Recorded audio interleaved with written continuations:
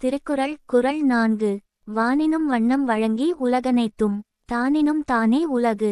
அதாவது உலகில் அனைத்து உயிர்களும் வாழ்வதற்கு காரணம் மழை என்பதை திருவள்ளுவர் கூறுகிறார். பொன்னிவயல் என்ற செழிப்பான கிராமத்தில் மக்கள் மகிழ்ச்சியாக வாழ்ந்தனர். ஆனால் ஒரு வருடம் மழை பெய்யவில்லை. நிலம் உலர்ந்தது, ஆறு வற்றியது, பயிர்கள் காய்ந்தன. அருள் என்ற சிறுவன் இதை பார்த்து கவலையடைந்தான். தாத்தா, மழை ஏன் இத்தனை முக்கியம் என்று கேட்டான். தாத்தா கூறினார், மழை பூமியின் உயிர் மூச்சு. அது இல்லையென்றால் பயிர் இல்லை, உணவு இல்லை, உயிரும் இல்லை. அருள் கிராம குழந்தைகளுடன் சேர்ந்து குடமுழுக்கு பூங்காவை சுத்தம் செய்தான். மரக்கன்றுகள் நட்டனர். முழு கிராமமும் ஒன்றாக பிரார்த்தனை செய்தது. சில நாட்களுக்குப் பிறகு வானம் மேகமூட்டமாகியது. இடி, மின்னல், பின்னர் கனமழை.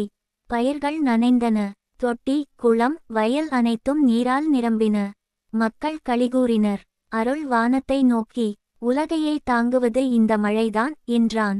தாத்தா சிரித்து, அதுதான் 4வது திருக்குறளின் உண்மை அர்த்தம் என்றார்.